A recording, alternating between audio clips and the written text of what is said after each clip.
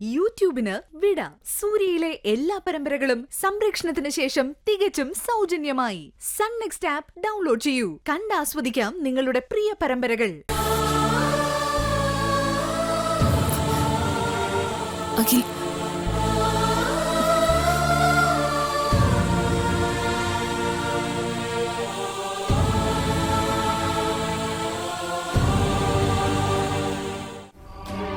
ഞാൻ നന്ദന്റെ ഒപ്പ വിളിക്കാം. ഏയ് നന്ദൻ, മതി, നിർത്ത. അതിങ്ങ് തരാൻ ഇല്ല, തരില്ല. ഇനിയും കുടിച്ച താൻ ഇവിടെ വീഴും. വീഴട്ടടോ, അവിടെ കിടന്നങ്ങ് തീരട്ടെ. എനിക്ക് ജീവിക്കണ്ടടോ. ഞാൻ കാരണം എല്ലാവരുടെയും ജീവിതം നശിച്ചില്ലേ? എല്ലാത്തിനും ഞാനാ ഉത്തരവാദി. താൻ തന്നെയാണ് ഉത്തരവാദി എന്ന് താൻ തന്നെ തീരുമാനിച്ചാൽ മതിയോ? ഞാനല്ലത് തീരുമാനിച്ചത്, എല്ലാവരും പറഞ്ഞു തുടങ്ങിയടോ. മാധുരി അവൾ എന്റെ പെങ്ങളായിരുന്നു. മധുവിധ എന്റെ ഭാര്യയുടെ കൂടെ പിറപ്പാണെങ്കിലും മാധുരിയെ ഞാൻ മധുവിധയുടെ മുകളിലാണ് കണ്ടിരുന്നത്. അവളെന്നെ ആട്ടിയിറക്കിയിടും. എല്ലാത്തിനും കാരണം ഞാനാണെന്ന് അവൾ സകലരോടും വിളിച്ചു പറഞ്ഞു. എന്റെ മോളുടെയും അമ്മയുടെയും മുമ്പിൽ വെച്ച് തല താഴ്ത്തി ഞാൻ അവിടെ നിന്ന് ഇറങ്ങി. എനിക്കിനി ജീവിക്കണ്ടോ? എടോ, ഇതിപ്പോ എത്രാമത്തെ തൊട്ടാ താനീ പറയുന്നേ? ഒക്കെ എനിക്കറിയാം. മാധുരിയോട് ചോദിക്കുമ്പോ മാധുരിയുടെ ഭാഗം അറിയാൻ കഴിയും. ഇനി നീ പറ, നിന്റെ ഉപദേശം വേണം. ഇയാൾ എന്നെ ഉപദേശിക്കണം. ഞാൻ പറയുന്നത് കേട്ടിരിക്കല്ലാതെ ഇങ്ങോട്ട് ഇയാളൊന്നും പറയുന്നില്ലല്ലോ. അടിച്ച് ഫിറ്റായിരിക്കുന്ന തന്നോട് ഞാനിപ്പോ സംസാരിക്കുന്നില്ല. ഞാൻ പറഞ്ഞ തന്റെ തലയിലോട്ട് കേറുകയില്ല. ചെന്ന് കിടന്ന് ഉറങ്ങ, നാളെ ഉപദേശിക്കാം. ചെന്ന് കിടന്ന് ഉറങ്ങാനോ? എങ്ങനെ ഉറങ്ങും? കണ്ണടച്ചൊന്ന് പറഞ്ഞ ഉറക്കമാവില്ലടോ. എന്റെ മനസ്സൊന്ന് ഉറങ്ങണ്ടേ? മാധുരിയുടെ ശബ്ദം എന്റെ കാതിൽ മുഴങ്ങുക. ഇതാ എപ്പോഴും കേൾക്കാം അവള് പറഞ്ഞത്. ഇത് വലിയ കഷ്ടമായല്ലോ. തനിക്കും ഞാനൊരു കഷ്ടമായല്ലേ? ആകുമടോ, കഷ്ടമാകും. അപ്പോ താനും എന്നെ ആട്ടി ഓടിക്കും. ഞാൻ പലപ്പോഴും ജീവിതം തകർത്തവന്. എന്തൊക്കെ പറഞ്ഞാലും റാണി അവൾ എന്റെ മോളാണടോ. അവൾ എവിടെയെന്ന് ഞാൻ അന്വേഷിച്ചില്ല. ഞാൻ എന്തോരച്ഛനാടോ. റാണി ഒരു ക്രിമിനലാണ്, അല്ലാതെ തന്റെ മോളായിട്ട് ഞാൻ കണ്ടിട്ടേയില്ല. അവളെയൊക്കെ അകറ്റി നിർത്തുക വേണ്ടത്. അത് തന്നെയാ താനിപ്പോ ചെയ്യുന്നതും. പാവം എന്റെ അർജുൻ ജഡ്ജാകാനുള്ള തയ്യാറെടുപ്പിലായിരുന്നു. അവൻ ജഡ്ജായിരിക്കുമ്പോ അവന്റെ മുമ്പിൽ കേസ് വാദിക്കണമെന്ന് ഞാൻ കൊതിച്ചതാണോ? കൊതിക്കാനേ പറ്റൂ. ജഡ്ജിയുടെ ബന്ധുവാണ് വക്കീലെങ്കിൽ വാദിക്കാൻ പറ്റില്ലല്ലോ. എനിക്കെന്തായാലും എത്രയും പെട്ടെന്ന് അർജുനെ കാണണം. എടോ, അർജുൻ ജയിലിലല്ലേ? എന്തായാലും എനിക്കിപ്പോ അവനെ കാണണം. ഞാൻ ജയിലിലേക്ക് പോവാ. ഈ രാത്രിയിലോ? ഞാൻ ചെന്ന് അർജുനെ കണ്ടു മാപ്പ് പറയും. എനിക്ക് മാപ്പ് പറയണം. എനിക്ക് അർജുനെ ഇപ്പൊ തന്നെ കാണണം. താൻ പോയി കിടക്കാൻ നോക്ക. ആദ്യം എനിക്ക് ഇത്ര കുടിക്കണം, അത് കഴിഞ്ഞ് ജയിലിൽ പോകണം. അർജുന്റെ കാല് പിടിച്ച മാപ്പ് ചോദിക്കണം. തല കുപ്പിക്കൂടെ തരാൻ ഇല്ല, ഞാൻ തരില്ല. തന്നെ പോലെ കുറെ പേരുണ്ട് കുടിക്കാൻ ഒരു കാരണം നോക്കിയിരിക്കുക. ചത്താലും കുടിക്കും, പെറ്റാലും കുടിക്കും. എടോ, കുപ്പി തരാനാ പറഞ്ഞേ? ഞാൻ തരുന്ന പ്രശ്നമില്ല.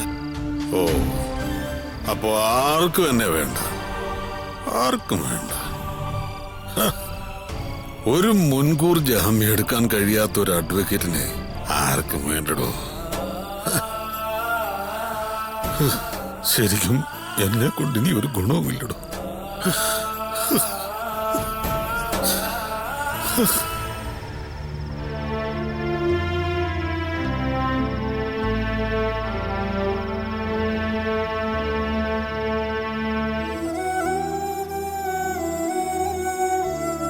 വസന്ത, കേസ് എങ്ങനെ വരുമെന്ന് വല്ല സൂചനയുണ്ടോ? ഒരു പിടിയുമില്ല. സത്യം പറഞ്ഞ പുറത്തിറങ്ങാൻ വയ്യ.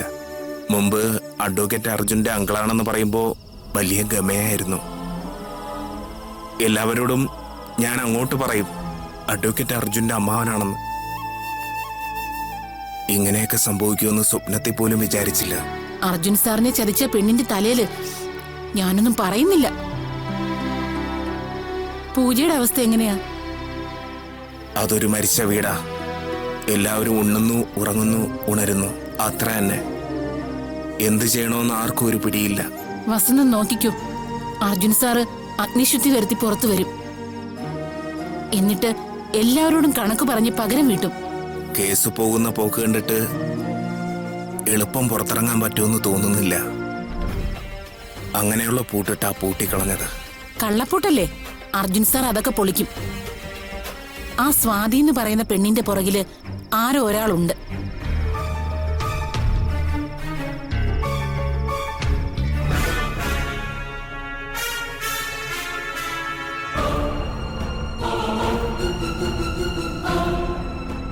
നിനക്കിവിടെ എങ്ങനുണ്ട്? സുഖമാണോ എന്നൊന്നും ചോദിക്കാൻ പറ്റിയ സ്ഥലമല്ലല്ലോ. സുഖമാണോ? അതെ കിരൺ, ഇവിടെ സുഖമാണെന്ന് ഞാനങ്ങ് സ്വയം കരുതുക. ഇല്ലെങ്കിൽ വീണു പോവും. പൂജയെക്കുറിച്ചും എൻ്റെ മോളെക്കുറിച്ചും വീടിനെക്കുറിച്ചും ഒക്കെ ആലോചിച്ചാൽ എനിക്ക് പിന്നെ ഭ്രാന്തായി പോവും. നീ ഉടനെ തന്നെ തിരിച്ചിറങ്ങും. നിന്നെ ഞാൻ പുറത്തിറക്കും. പറ്റില്ലടാ, നിനക്കെന്നെ രക്ഷിക്കാൻ പറ്റില്ല. നിനക്കൊന്നും ചെയ്യാൻ പറ്റില്ല. കുഴപ്പക്കാർ വിചാരിക്കുന്ന മാത്രമേ എൻ്റെ ഡിപ്പാർട്ട്മെന്റിൽ നടക്കൂ. അവർക്ക് മാത്രമേ ജയമുള്ളൂ. നിന്നെപ്പോലെ ഒരു നല്ലവന് അവിടെ നിലനിൽപ്പൊന്നുമില്ല. നിനക്ക് വെറും കാഴ്ചക്കാരനായിട്ട് നിൽക്കാനേ പറ്റൂ. അതുകൊണ്ട് എന്നെ പുറത്തിറക്കാമെന്ന് ചിന്തിക്കേ വേണ്ട. തീരുമാനിക്കുന്നത് വേറെ ആൾക്കാർ, നടപ്പാക്കുന്നതും അവർ. പിന്നെ നിനക്കിടയ്ക്കിങ്ങനെ വന്ന് എന്നെ ആശ്വസിപ്പിച്ചിട്ട് പോവാം, അത്ര തന്നെ. കുറ്റവാളിയാണോ അല്ലയോ എന്ന് ഉറപ്പിക്കുന്നതിന് മുമ്പ് ലഭിക്കേണ്ട എന്തെങ്കിലും പരിഗണനകൾ എനിക്ക് കിട്ടിയോ? ആ പെണ്ണ് പറയുന്നതിൽ സത്യത്തിന്റെ ഒരു കണിയെങ്കിലും ഉണ്ടോന്ന് ആരെങ്കിലും പരിശോധിച്ചോ? താൻ എന്നെ രക്ഷിക്കുമെന്ന്. ഇനി ഞാൻ ജയിലിൽ വിഷമിച്ചിരിക്കുകയല്ലേ, തമാശ പറഞ്ഞ് ചിരിപ്പിക്കാന്ന് വിചാരിച്ചിട്ടാണെങ്കിൽ ശരി, നടക്കട്ടെ. നല്ല രസമുണ്ട് പറയുന്നത് കേൾക്കാൻ. നിന്റെ മാനസികാവസ്ഥ എന്താണെന്ന് എനിക്കറിയാം. അതുകൊണ്ട് തന്നെ ഞാൻ നിന്നെ കുറ്റപ്പെടുത്തുന്നില്ല. പിന്നെ ഒരു കാര്യം, നീ ഒന്ന് ആലോചിച്ച് നോക്ക്. ഏതെങ്കിലും ഘട്ടങ്ങളിൽ എനിക്ക് നിനക്ക് വേണ്ടി എന്തെങ്കിലും ചെയ്യാൻ സാധിച്ചിട്ടുണ്ടോ? ആ ഒന്ന് ആലോചിച്ച് നോക്ക്. സോറി. സത്യം പറഞ്ഞാൽ മനസ്സിൽ വിചാരിക്കുന്നതല്ല ഞാൻ പറയുന്നത്. എൻ്റെ നിയന്ത്രണം വിട്ടു പോകുന്ന പോലെ. എടോ, മനസ്സ് ഞാൻ വിചാരിക്കുന്ന പോലെ വരുന്നില്ല. സോറി. താൻ എനിക്ക് വേണ്ടി ചെയ്തതൊക്കെ. എടാ വേണ്ട, നോക്ക്, നിന്റെ മൊഴിയെടുക്കാൻ വരുന്ന രീതിയിലാണ് ഞാനിപ്പോൾ ഇവിടെ നിൽക്കുന്നത്. പേഴ്സണൽ കാര്യങ്ങൾ അധികം പറയണ്ട. വാർഡൻ വന്നാ റിപ്പോർട്ട് ചെയ്യും. പിന്നെ ഇങ്ങോട്ട് വരാൻ പറ്റില്ല. ഓക്കെ, എനിക്ക് മനസ്സിലാവുന്നു. ആദ്യമേ ചോദിക്കട്ടെ, നിന്നെ കൊടുക്കാൻ ശ്രമിച്ചതിന്റെ ന്യൂക്ലിയസ് ആരാണ്? പ്രധാന ആളാരാ? അങ്ങനെ എന്തെങ്കിലും സംശയം നിനക്കുണ്ടോ? സംശയിക്കണമെങ്കിൽ ഒരുപാട് പേരെ സംശയിക്കാം. ചിന്തകൾ പലരിലേക്ക് പോവാം. കമ്മീഷണർ ആവാനാണ് സാധ്യത. അന്ന് സ്വാതി അപകടത്തിലാണെന്ന് പറഞ്ഞ് വിളിച്ചല്ലോ. അവിടെ കാല് കുത്തിയപ്പോഴേ എനിക്കൊരു ഭയം വന്നു. എൻ്റെ ജീവിതം മാറി മറിയാൻ പോകുന്നു. ഞാൻ വിചാരിച്ച പോലെ തന്നെ കാര്യങ്ങളൊക്കെ നടന്നു. ഞാൻ ചോദിക്കട്ടെ, തൊഴിൽപരമായി നിനക്ക് ആരെങ്കിലും ശത്രുക്കളുണ്ടോ? എന്ന് വെച്ചാ നീ ജഡ്ജാവാൻ പോവാണല്ലോ. ആ പോസ്റ്റിലേക്ക് നോട്ടമിട്ടിരുന്ന ആരെങ്കിലും ഉണ്ടോ? അവരാരെങ്കിലും പ്ലാൻ ചെയ്തയാണോ? തീർച്ചയായിട്ടും പലരും ആഗ്രഹിക്കുന്നുണ്ടാവും ജഡ്ജിന്റെ പോസ്റ്റ്. ആ രീതിയിലും ശത്രുക്കൾ വന്നിട്ടുണ്ടാവാം. എടോ, എനിക്കൊന്നും പറയാൻ പറ്റുന്നില്ല. ഇപ്പൊ ഏറ്റവും വലിയ പ്രശ്നം അതല്ല, മെഡിക്കൽ റിപ്പോർട്ടാ. പീഡിപ്പിക്കപ്പെട്ടു എന്നുള്ളത് കൃത്യമായി രേഖപ്പെടുത്തിയിട്ടുണ്ട്. അതാണ് വലിയ തലവേദന ഇപ്പോ. അത് ഡോക്ടറെ സ്വാധീനിച്ചായിക്കൂടെ? ഇവർക്ക് ഫേക്ക് റിപ്പോർട്ട് ഉണ്ടാക്കാനാണോ പ്രയാസം? പക്ഷേ ശാരീരികമായ ബലപ്രയോഗം നടന്നു എന്നൊക്കെ റിപ്പോർട്ടിലുണ്ട്. എടോ അതിന് ഞാൻ തന്നെ വേണമെന്നുണ്ടോ? എന്താ തനിക്കും എന്നെ സംശയമുണ്ടോ?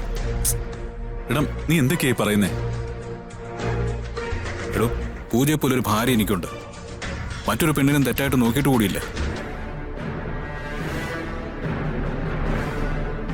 ജീവിതം ആകെ എങ്ങനെ സന്തോഷിച്ചു വരികയായിരുന്നു. കുഞ്ഞ്, പ്രമോഷൻ, റാണിയുടെ തലവേദനയൊക്കെ മാറി അങ്ങനെ സമാധാനമായിട്ട് ജീവിക്കാൻ തുടങ്ങുമ്പോഴാ ഒന്നിനു പിറകെ ഒന്നായിട്ട് കാര്യങ്ങൾ ഇങ്ങനെ മാറി മറിയുന്നത്. ആദ്യം പ്രിയ വന്നത് മുതൽ കാര്യങ്ങളാകെ കൈവിട്ടു.